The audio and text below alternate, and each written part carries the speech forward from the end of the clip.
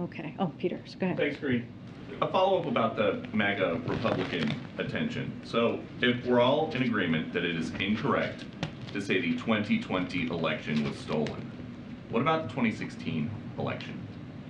Look, I'm not going to go back to where we were or what happened in 2016. We're going to focus on the here and now. We're going to focus on what's happening today, this inflection point that the president pointed out very clearly, very decisively in a few speeches about what the country needs to do at this time to bring the country together. And he believes that's where majority of Americans are when it comes to protecting our democracy, when it comes to protecting our rights, and when it comes to protecting our freedoms. That's what we're going to talk about.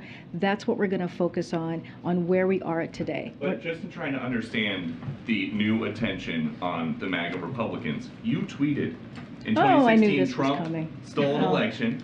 I was waiting, Peter, when you were going to ask me that question. Well, great. Here we go. You tweeted Trump stole an election. You tweeted Brian Kemp stole an election. If denying election results is extreme now, why wasn't it then? So let's be really clear. That comparison that you made is just ridiculous. I have been. Well, you're asking me a question. Yes. Let me answer it. And you said it was ridiculous.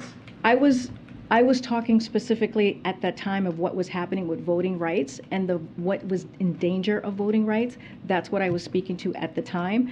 And here's the thing. I have said Governor Kemp won the election in Georgia. I've been clear about that.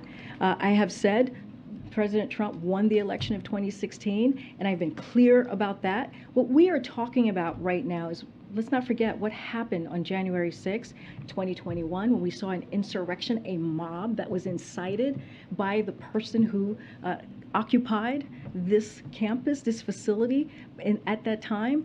And it was an attack on our democracy. Let's not forget, people died that day. Law enforcement were attacked that day. That was the danger that we were seeing at the time. That's what the president has called out, and that's what he's going to continue to call out. So yes, when you have MAGA Republicans, a extreme part of Republicans who just deny or do not want to really say what exactly happened on that day, or say it was a protest when it clearly was not a peaceful protest. That's not what we saw on that day. Yes, the president's going to call that out. And here's the thing, majority of Americans agree with him. Majority of Americans agree with this president on protecting our democracy, protecting our freedom, and protecting our rights. That's what we're talking about today, and that's what the president's going to focus on. All right, we're going to have to move. I'm going to call on folks I haven't called on. Go ahead. Thanks, Karine. I'm just wondering if you have